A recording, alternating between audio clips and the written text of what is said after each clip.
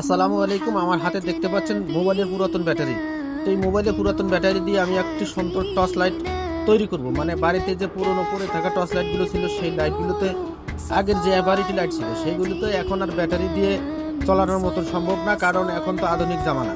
এই আধুনিক জামানাতে পুরাতন মোবাইলের ব্যাটারি বাড়িতে পড়ে থাকে অনেকগুলো। তো সেই ব্যাটারিগুলো দিয়ে দেখুন আমি কিভাবে একটি লাইট, চমৎকার একটি লাইট তৈরি করতেছি। লাইটটি লাইটটিতে ব্যাটারি লাগানো হচ্ছে এখন। তো দেখুন, এটি একটি ডিজিটাল সার্কিটে বর্তমান মার্কেটে কিনে পাওয়া যাচ্ছে অ্যাভেলেবেল। সেই সার্কিটটি দিয়ে ব্যাটারি লাগিয়ে সুন্দর করে লাইটটি তৈরি করতেছি। আবারও নতুনের মতো চালানো হবে ইনশাল্লাহ। তো দেখতে পাচ্ছেন আমার কিন্তু ব্যাটারিটি অলরেডি লাগানো হয়ে গেছে। দেখতে পাচ্ছেন এই যে ব্যাটারি দেখতে পাচ্ছেন লাগাচ্ছে, এই যে লাইট জ্বলতেছে এখন।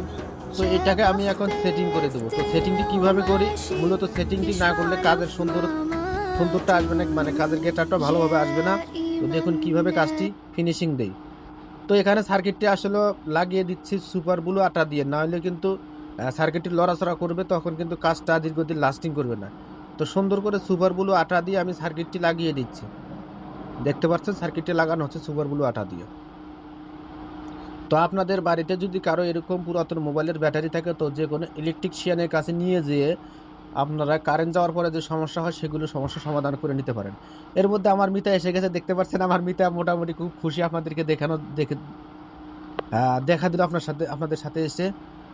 তো মোটামুটি আমার লাইটটির কাজ প্রায় শেষের দিকে হয়ে গেছে। তো এখন আমি টেপ দিয়ে আবারও ব্যাটারিগুলো অ্যাড করে দেবো সুন্দর করে। আর টেপ ছাড়া মূলত ব্যাটারিগুলো সুন্দর দেখা যায় না। আর ব্যাটারিগুলো তো ভিতরে ঢুকবে না, কারণ ব্যাটারিগুলো অনেক বড় ব্যাটারি। আর এগুলো মোবাইলের ফেলে দেওয়া পুরাতন ব্যাটারি। সেই ব্যাটারিগুলো দিয়ে আবারও দেখেন কত সুন্দরভাবে, আসলে ফেলে দেওয়া ব্যাটারি বললে ভুল হবে, কারণ ব্যাটারিগুলো তো চার্জ দেওয়ার কারণে ব্যাটারিগুলো ফুলে গেছে। সেই ব্যাটারিগুলো এখন ফেলে না দিয়ে আবারও ব্যবহারের উপযোগী করে নিচ্ছি।